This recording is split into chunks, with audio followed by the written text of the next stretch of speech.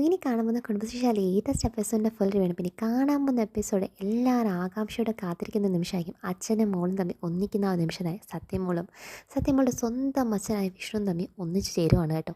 അപ്പോൾ ഇതിൻ്റെ detail review അറിയാനും മുന്നേ തന്നെ ചാനൽ ആദ്യമായിട്ട് കാണുന്ന ചാനൽ ലൈക്ക് ചെയ്യാനും സബ്സ്ക്രൈബ് ചെയ്യാനും ബെല്ലൈക്കൻ പ്രസ് കമൻസ് ഷെയർസിൽ ആരും മറക്കണ്ട കേട്ടോ. അപ്പോൾ എപ്പിസോഡ് തുടർന്ന് തന്നെ കാണിക്കുന്ന കാര്യം നമ്മുടെ വിഷ്ണു ഷാനിയും കുട്ടി നേരെ ശാരദാമ്മയുടെ വീട്ടിൽ വന്നിരിക്കും. ശാരദാമ്മയ്ക്ക് ഇന്ന് വരെ ഷാനിക്ക് എന്താ സംഭവിച്ചത്, ഷാനി എവിടെ ആയിരുന്നൊന്നും അറിയാത്ത ശാരദാമ്മ ചിന്തിക്കുന്നത് ഷാനി ജോലിയുടെ തിരക്കിനകത്തൊക്കെയായിരുന്നു. പക്ഷേ വിഷ്ണു അതൊന്നും തിരിഞ്ഞു നിൽക്കുന്നത്. വിഷ്ണുവിൻ്റെ കണ്ണുകളാണെങ്കിലോ ആ വാതിൽപ്പടിയിലേക്ക് തന്നെ നോക്കുക. കാരണം സത്യമോൾ ഒരു നോക്ക് തൻ്റെ മകൾ എന്ന ആ ഒരു രീതി നോക്കാനായുള്ള കാത്തിരിപ്പിൻ്റെ വെമ്പലിനകത്ത് വിഷ്ണു നോക്കുന്നത് നമ്മുടെ ഷാനി ശ്രദ്ധിക്കുന്നുണ്ട്. അപ്പോഴാണ് സത്യമോൾ എന്താണ് അമ്മയോടുള്ള ദേഷ്യവും വാശിയൊക്കെ ആയിട്ട് പുറത്തേക്ക് ഇറങ്ങുന്നത്. കാരണം ഇത്രയും നേരം കൊണ്ട് അമ്മ ഒരു ഫോൺ പോലും വിളിക്കാതെ മാറി നിന്നില്ലേ. അപ്പോൾ സത്യമോളെ കാണുന്നതും തന്നെ വിഷ്ണുവിൻ്റെ കണ്ണങ്ങ് നിറഞ്ഞു നിൽക്കുവാണ്. ശാരദാമ്മ ഇതൊന്നും ശ്രദ്ധിക്കുന്നത്. ശാരദാമ്മ ഷാനിയോട് തന്നെ കാര്യം ചോദിക്കുക, എന്നാൽ നീ ഒരു ഫോൺ പോലും വിളിച്ചല്ലോ, സത്യമോൾ എന്തൊരു വാശിക്ക് എന്താ പാല് പോലും കുടിച്ചിട്ടില്ല എന്നൊക്കെ പറയുമ്പോഴത്തേക്കും വിഷ്ണുവിന് ചുറ്റി പരിസരം മൊത്തം വിഷ്ണു മറന്നുപോയി. സത്യമോൾ അടുത്തേക്ക് അങ്ങ് ചെല്ലുമോ. സത്യമോളാണെങ്കിലോ ഇതൊന്നുമേ അറിയാതെ തന്നെ നേരെ അമ്മ ഇത്രയും നേരം കാണാതെ എന്നതല്ലേ നേരെ അമ്മയുടെ അടുത്തേക്കായിട്ട് മുറ്റത്തേക്ക് ഇറങ്ങി വരും. ആദ്യം സ്റ്റെപ്പിൽ നിൽക്കുവാണ്. അപ്പം സ്റ്റെപ്പിൽ നിന്ന് ആ മുറ്റത്തേക്ക് ഇറങ്ങി വരുമ്പോൾ വിഷ്ണു സത്യമോൾ ഇങ്ങനെ കണ്ണെടുക്കാതെ ഇങ്ങനെ നോക്കിക്കൊണ്ടിരിക്കുക. സത്യമോൾ കറക്റ്റ് മുറ്റത്തുനിന്ന് ഷാനിയുടെ അടുത്തേക്ക് പോകുന്നതിന് മുന്നേ തന്നെ വിഷ്ണു സത്യമോളുടെ മുന്നിൽ മുട്ടുകുത്തി അങ്ങ് ഇരിക്കുവാണ്. അപ്പോൾ സത്യമോൾക്ക് ഒന്നും മനസ്സിലാകും. ഇതെന്താ ബിഗ് ഫ്രണ്ട് ഇങ്ങനെ ഇരിക്കുന്നുള്ള രീതി കുഞ്ഞ് മനസ്സ് ചിന്തിക്കുന്നത്. വിഷ്ണുവിനൊരു വാക്കുകൾ പോലും പറയാനില്ല. വിഷ്ണു എന്താണ് നേരെ കൈയെടുത്ത് സത്യമോളുടെ കവളിലേക്ക് വെച്ചിട്ട് വിഷ്ണുവിൻ്റെ കണ്ണങ്ങ് നിറഞ്ഞ് ചിന്തിക്കുവാണ്, എൻ്റെ മോളായിരുന്നല്ലോ ഇത്രയും നാൾ ഞാൻ അറിയാതെ പോലെ കൺമുന്നിൽ ഉണ്ടായിട്ട് പോലും ഒരു അച്ഛനായിട്ട് എനിക്ക് തിരിച്ചറിയാൻ പറ്റില്ലോ, എന്ത് വലിയ മഹാഭാവിയാണ് ഞാൻ എന്നൊക്കെ അങ്ങനെ വിഷ്ണു മനസ്സിൽ ചിന്തിച്ചിട്ട് മനസ്സുകൊണ്ട് ശരിക്കും എന്താണ് സങ്കടപ്പെടുവാണ്. അപ്പോൾ സത്യമോളെ കണ്ടതിൻ്റെ ഒരു കൊതി, അതായത് ഇത്രയും നാൾ കണ്ട ആ കുട്ടി എൻ്റെ സ്വന്തം ചോര ജനിച്ച മകളായിരുന്നല്ലോ, അതുപോലെ തിരിച്ചറിയാൻ പറ്റാത്ത ഒരു അച്ഛനായി പോയല്ലോ ഞാൻ.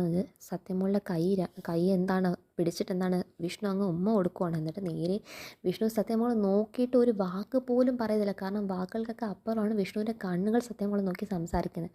അപ്പോൾ ശാരദാമ്മ അന്നേരമാണ് ശ്രദ്ധിക്കുന്നത്, എന്തോ മോളെ എന്തോ സംഭവം, വിഷ്ണുമോൻ എന്തോ ഇങ്ങനെ കാണിക്കുന്നത് ചോദിക്കുമ്പോഴത്തേക്കും അച്ഛൻ അറിഞ്ഞില്ല എന്നൊക്കെ പറയുമ്പോൾ സത്യമോൾക്ക് മനസ്സിലായി. അച്ഛൻ അറിഞ്ഞില്ല എന്നോ, അച്ഛനോ എന്തോ ബിഗ് ഫ്രണ്ട് എന്തോ ഈ പറയുന്നതെന്ന് ചോദിക്കുമ്പം ഒന്നുമില്ല മോളെ എന്നൊക്കെ പറഞ്ഞിട്ട് വിഷ്ണു അങ്ങനെ നോക്കിയപ്പോൾ ശാരദാമ്മയ്ക്ക് ഇതൊക്കെ ഭയങ്കര ഞെട്ടില്ല. അപ്പോൾ ഷാനി ശാരദാമ്മയോട് പറയുന്നുണ്ട്, വിഷ്ണുവേട്ടൻ എല്ലാ സത്യങ്ങളും അറിഞ്ഞ അമ്മയെന്ന് അറിയുമ്പോഴത്തേക്കും ശാരദാമ്മയ്ക്ക് അത് ഭയങ്കര ഞെട്ടല്ല. കാരണം വിഷ്ണു മോൻ എല്ലാ സത്യം അറിഞ്ഞ എങ്ങനെ അറിഞ്ഞ് എന്താ സംഭവിച്ചെന്നൊക്കെ ശാരദാമ്മയ്ക്ക് അറിയാനുള്ള ഭയങ്കര ഒരു വെമ്പലാണ്.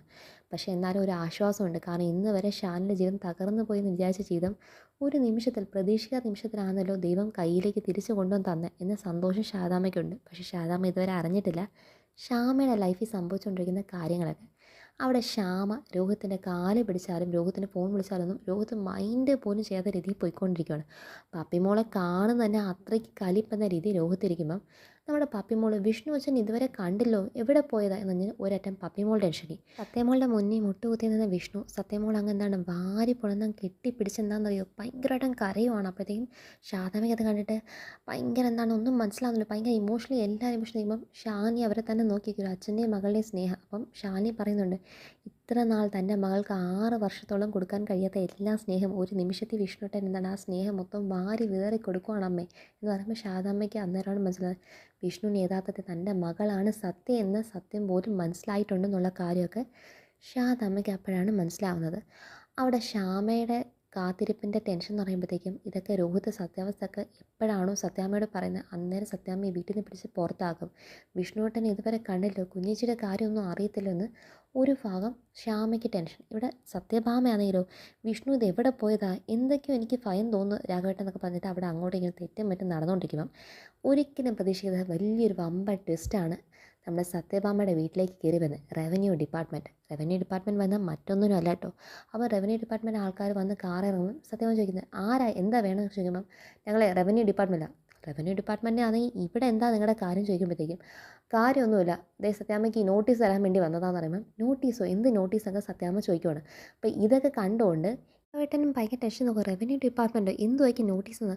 അപ്പം സത്യഭാമയുടെ കൊടുത്തിട്ട് റവന്യൂ ഡിപ്പാർട്ട്മെൻറ്റുകാർ തന്നെ പറയുന്നുണ്ട്, സത്യഭാമ ഇത് മറ്റൊന്നുമല്ല, 15 ദിവസത്തിനകം 15 കോടി രൂപ സർക്കാരിന് നിങ്ങൾ അടയ്ക്കണം. 15 കോടി രൂപയോ സർക്കാരിന്? ഞങ്ങൾ എന്തിന് അടയ്ക്കണം? നിങ്ങൾക്ക് ആള് മാറിപ്പോയതാക്കിയും. ഇത് സത്യഭാമയുടെ വീടാണ്, ഞാൻ എന്തിനാണ് 15 കോടി രൂപ അടയ്ക്കുന്നത്? സത്യഭാമ അവരോട് കയറി ചാടിക്കടിക്കുമ്പോൾ അവർ അതിൻ്റെയൊക്കെ വിശദാംശങ്ങൾ ആ റിപ്പോർട്ട് നേരെ ഉണ്ട്. പിന്നെ സത്യഭാമയ്ക്ക് കൂടുതൽ അറിയാനാണെങ്കിൽ ഞാൻ പറയാം, നിങ്ങൾ കാട്ടി മരം വെട്ടാൻ വേണ്ടി ഒരു ഓർഡർ എടുത്തിട്ടില്ലേ, ആ ഒരു ടെൻഡറിൽ സംഭവിച്ച ഒരു കാര്യം തന്നെയാണ് അത്. നിങ്ങൾ സർക്കാരിന് 15 കോടി രൂപ അടച്ചു കഴിയാം. കാരണം നിങ്ങളെ കാരണം സർക്കാരിന് വന്ന് നഷ്ടം നികത്താൻ സർക്കാർ നിങ്ങളുടെ കയ്യിൽ നിന്നല്ലാതെ പിന്നെ ആരുടെ കയ്യിൽ നിന്ന് തിരിച്ചു പിടിക്കാനാ? അപ്പോൾ എൻ്റെ വീടിൻ്റെ ഈട് വെച്ചതോ? വീടിൻ്റെ ഈട് കൊണ്ടൊന്നും മാത്രം തികത്തില്ല. ആരെയൊക്കെ സത്യാമ്മ എന്താ വെച്ചാൽ റിപ്പോർട്ട് പ്രകാരം നോക്കിയിട്ട് കാര്യങ്ങളൊക്കെ 15 ദിവസത്തിൽ 15 കോടി രൂപ അടയ്ക്കാൻ നോക്കും, അല്ലെങ്കിൽ ഈ നിൽക്കുന്ന വീട്ടിൽ നിന്ന് എന്നേക്കായിട്ട് ഇറങ്ങേണ്ടി വരും എന്ന് പറയുമ്പോഴേ സത്യഭാമ എന്താണ് റവന്യൂ ഡിപ്പാർട്ട്മെൻറ്റുകാർ പോകുന്നതും. സത്യാമ്മയാണെങ്കിലും അവിടെ തകർന്നങ്ങ് ഒരു ഇരിപ്പാണ്. അപ്പോൾ ആ ഇരിപ്പ് കാണുന്നത് രാഘവേട്ടൻ്റെ കാര്യങ്ങളൊക്കെ മനസ്സിലായി. കാരണം രാഘവേട്ടൻ അകത്ത് തന്നെ കാര്യങ്ങളെല്ലാം കേട്ടു. റവന്യൂ ഡിപ്പാർട്ട്മെൻറ്റ് റിക്കവറിക്ക് വേണ്ടി വന്നതാണ്. റവന്യൂ റിക്കവറി വന്നിരുന്ന ഈ വീടിനെ ഈട് വെച്ച് കൊണ്ടാന്നുള്ള കാര്യമൊക്കെ രാഘവേട്ടന് മനസ്സിലായി. രാഘവേട്ടൻ പറയുന്നുണ്ട്, ഇപ്പം എങ്ങനെയുണ്ട് ബാമേ, നീ ഭയങ്കര രീതിക്കകത്ത് എന്നെ ഉപദേശമല്ലേ, എനിക്ക് ആ കച്ചവടത്തിന് താല്പര്യമില്ല, കച്ചവടമായ റിസ്ക് എടുക്കണം. ഇപ്പം നീ എടുത്ത റിസ്ക് കൊണ്ട് നിനക്ക് കാര്യങ്ങളൊക്കെ കിട്ടിയോ? ഈ പരവേഷം എപ്പോഴാളൊക്കെ എടുത്തത് സത്യം പറയുന്നുണ്ട്, പൊന്നി എനിക്കൊരു ഗ്ലാസ് വെള്ളം കൊണ്ടുതാന്ന് ഞാൻ വേണം തകർന്നിരിക്കുക. പൊന്നി കൊണ്ടുവന്ന് കൂട്, സത്യാമ്മ നല്ലപോലെ വെള്ളം കുടിക്കട്ടെ, ഇനി ഈ വെള്ളം കുടിക്കാൻ നേരം കാണത്തുള്ളൂ. നല്ലപോലെ ഒന്ന് കണ്ടു പാമ്മേ, 15 ദിവസം കൂടെ ഉള്ളൂ, 15 ദിവസത്തിൽ 15 കോടി നീ എവിടെ നിന്ന് എടുത്തിട്ട് കൊടുക്കുമെന്നാണ്? അത് ഉപേന്ദ്രനെ ഞാൻ വിളിക്കും, അവനല്ലേ ഈ കച്ചവടം ഏറ്റെടുത്തത്, അല്ലാതെ എനിക്കിതിനകത്ത് ലാഭമൊന്നും കിട്ടി തുടങ്ങിയിട്ടില്ലല്ലോ, അവൻ വേണം ഇത് സമാധാനം. ബെസ്റ്റ് സമാധാനം പറയാൻ പറ്റിയ ആളെന്ന് പറഞ്ഞ് നമ്മുടെ രാഘവേട്ടൻ സത്യഭാമയെ കളിയാക്കുമ്പോൾ ഈ സത്യഭാമ നേരെ ഫോൺ എടുത്ത് ഉപേന്ദ്രനെ വിളിക്കുവാണ്. അതിനൊപ്പം തന്നെ ഷാമി രോഹിത് എന്നും ചോദിക്കുന്നുണ്ട്. അപ്പോൾ അവിടെയൊക്കെ ആ ഒരു തിരക്കി നിൽക്കുമ്പം ഇവിടെ വിഷ്ണു ഈ കാര്യങ്ങളൊന്നും അറിയാതെ സത്യമോളെയും കൊണ്ട് നന്നായിട്ട് കറങ്ങി ആസ്വദിക്കുകയാണ്. അതായത് ഊഞ്ഞാലിനകത്തിരുന്ന് ചില്ലാട്ടം ആടുന്നുണ്ട്, രണ്ടുപേരും തമ്മിൽ മടി കുഞ്ഞ് വെച്ചിട്ട് എന്താണ് ഊഞ്ഞാലാടുവാണ്. കാരണം ഇന്ന് വരെ ചെയ്യാൻ പറ്റാത്ത കാര്യങ്ങൾ, 6 വർഷത്തിൽ കൊടുക്കാൻ പറ്റാത്ത സ്നേഹങ്ങളൊക്കെ ഒറ്റ നിമിഷത്തിൽ വാരി കൊടുക്കാനായിട്ടുള്ള നെട്ടോട്ടത്തിനകത്താണ് വിഷ്ണു അവിടെ നടക്കുന്നത്. വിഷ്ണു എന്താണ് ബുള്ളറ്റിൻ്റെ ഫ്രണ്ടിൽ കുഞ്ഞിനെ എത്തിക്കൊണ്ട് കുഞ്ഞിനെ ടോട്ടലി എന്താണ് ആ നാട്ടിലെ എല്ലാ ഭാഗത്തും കറങ്ങിക്കൊണ്ട് വന്നത്. സത്യം നമുക്ക് എവിടെ പോകണമെങ്കിലും അവിടെയൊക്കെ പോകുന്ന വന്നിട്ട് സത്യമോൾ ഇപ്പോഴും അറിയുന്നില്ല സ്വന്തം അച്ഛനാണെന്നുള്ള കാര്യം അറിയുന്നില്ല. ബിഗ് ഫ്രണ്ട് എന്ന സ്നേഹത്തിൽ തന്നെയാണ് സത്യമോൾ പെരുമാറുന്നത്. പക്ഷേ വിഷ്ണുവിനാണെങ്കിലും അച്ഛൻ എന്ന് വിളിച്ചേക്കാനുള്ള അത്രയ്ക്ക് വെമ്പലിനകത്ത് വിഷ്ണു കാട്ടിക്കൂട്ടാത്ത കാര്യങ്ങളൊന്നുമില്ല.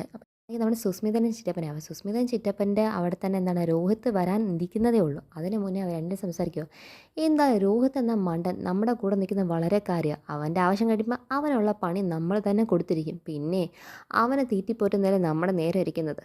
പിന്നെ സത്യഭാമയുടെ കാര്യം, ഇന്ന് സത്യഭാമയ്ക്ക് സന്തോഷത്തിൻ്റെ നേരമായി. കാരണം 15 കോടി രൂപ 15 ദിവസത്തെ അടയ്ക്കാൻ റവന്യൂ ഡിപ്പാർട്ട്മെൻറ്റുകാർ വന്ന് ആ ഒരു കത്ത് കൊടുത്തപ്പോൾ സത്യഭാമയുടെ മുഖം എനിക്ക് നേരിട്ടൊന്ന് കാണണ്ടേ, അങ്ങോട്ടൊന്ന് പോയറിച്ചിട്ടപ്പാ അവർ ആ ഇരിപ്പൊന്ന് കാണാനേ തകർന്നിരിക്കുമായിരിക്കും. അവരല്ല ഏത് ബിസിനസ്സുകാരനാണ് ലാഭം കിട്ടാത്ത ബിസിനസ്സിൻ്റെ പേരിൽ 15 കോടി രൂപയും വീടിൻ്റെ ഈടൊക്കെ കൊടുക്കണമെന്ന് പറഞ്ഞു കഴിഞ്ഞാൽ എങ്ങനെ ആയിരിക്കും നടക്കാൻ പോകുന്നത്? സത്യഭാമ ഇതോടെ പൊട്ടി. ഇനി അവരുടെ ഈ ആധിപത്യമോ അവരുടെ ജന്മിത്തരോ മറ്റുള്ളവർക്ക് ഭരിക്കാനൊന്നും ആരുമല്ല അവർ.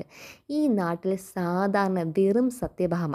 അവരെ നേരിട്ട് തന്നെ ഒന്ന് പോയി കാണും ചിറ്റപ്പ. കാരണം എത്ര വെട്ടമാണ് അവർ ആ വീട്ടിൽ നിന്ന് തന്നെ ആട്ടി ഇറക്കി വിട്ടിട്ടുള്ളത്. ഇന്നിപ്പം അവർ ആ വീട്ടിൽ നിന്ന് ആട്ടി ഇറക്കുമ്പം എനിക്ക് അവിടെ പോയി നിന്ന് കൺകുളിർക്കെ കാണണം. കാരണം ആരുടെ മുന്നിലും ഒരക്ഷരം പ്രതികരിക്കാൻ പറ്റാത്ത രീതിയിൽ നിൽക്കുന്ന സത്യഭാമയെ ഇന്ന് വരെ ആരും കണ്ടിട്ടില്ല. ആ സത്യഭാമ എനിക്കൊന്ന് കാണാം. സത്യഭാമ എന്ന വൻമരം വീണതിൻ്റെ ഭാഗത്ത് നാട്ടിലെങ്ങ് അറിയുമ്പോഴത്തേക്കും സത്യഭാമയുടെ ബാക്കിയുള്ള ബിസിനസ്സും കൊണ്ട് ഒരു രാത്രി കൊണ്ട് തകരാവുന്നേ ഉള്ളൂ. നമ്മൾ എത്ര മാത്രം ദ്രോഹിക്കണോ അത്രമാത്രം ദ്രോഹിച്ചിട്ട് ഈ വട്ടം വിടാൻ പാടുള്ള ചിറ്റപ്പാന്ന് പറഞ്ഞ് അവിടെ സുസ്മിതയും ചിറ്റപ്പനൊക്കെ മാസ്റ്റർ പ്ലാൻ കൊടുത്തതിനെ കാണിച്ചാണ് അടുത്ത എപ്പിസോഡ് ഇനിയും നടക്കുക. അപ്പോൾ ഇതാണ് ഇനി കാണാൻ പോകുന്നത് കുടുംബശ്രീ ലേറ്റസ്റ്റ് എപ്പിസോഡിൻ്റെ ഫുൾ റിവ്യൂ. അപ്പോൾ എല്ലാവരും കാണാൻ ചാനൽ ലൈക്ക് ചെയ്യാൻ സബ്സ്ക്രൈബ് ചെയ്യാനും ബെല്ലൈക്കൻ പ്രസ് ചെയ്യാൻ കമൻസ് ശാസ്ത്ര ആരും മറക്കണ്ട. ബൈ.